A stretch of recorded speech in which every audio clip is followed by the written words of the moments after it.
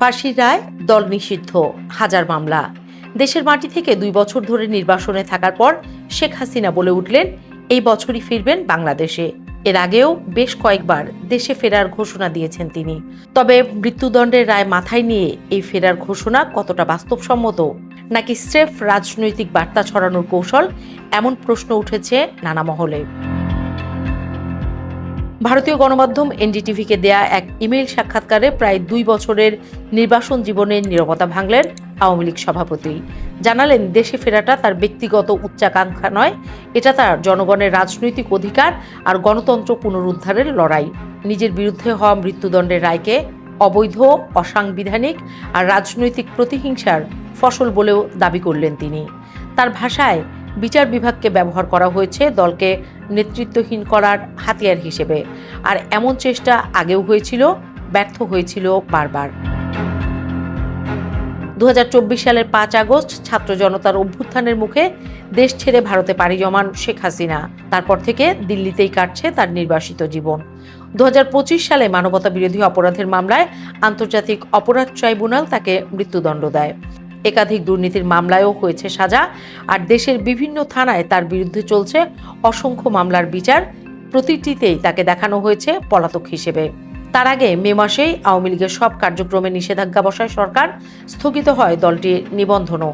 ফলে যে দলটি 3 দশক ধরে ক্ষমতার মসনদে ছিল, আজ তারা পরিচালিত হচ্ছে ভূগর্ভস্থ রাজনীতির ছায়ায়।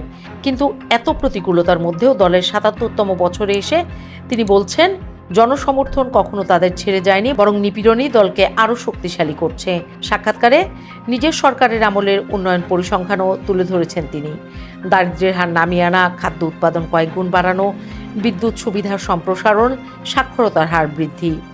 দাবি করেছেন, বর্তমান সরকারের অধীনে মানুষ এখন নতুন করে শিখছে, বুঝতে পারছে আওয়ামী লীগ থাকলে স্থিতিশীলতা থাকে, না থাকলে অস্থিরতা। অন্তর্বর্তীকালীন সরকারকে অবৈধ ও দখলদার আখ্যা দিয়ে তার অভিযোগ, 5 আগস্টের পর বাংলাদেশ তার আদর্শিক চরিত্র হারিয়ে পাকিস্তানের মডেলের দিকে হাঁটছে। সংখ্যালঘুদের উপর সাম্প্রতিক হামলা, নির্যাতন নিয়ে প্রশ্নে রীতিমতো ক্ষুব্ধ শোনা গেছে তাকে। বলেছেন, ক্ষমতা দখলকারী সাম্প্রদায়িক শক্তি এর জন্য দায়ী। আর 5 আগস্টের পর থেকে সংখ্যালঘু, আদিবাসী, আহমদিয়া আর সুফি মাজার সংশ্লিষ্টরাও পড়েছেন নিরাপত্তাহীনতার মুখে। পরিবারের সঙ্গে যোগাযোগের প্রশ্নে আবেগে ঝরে পড়েছে তার কথায়। সন্তানের সঙ্গে কথা হয় ঠিকই, কিন্তু মন পড়ে থাকে সেই মাটিতে যেখানে বাবা শায়িত আছেন।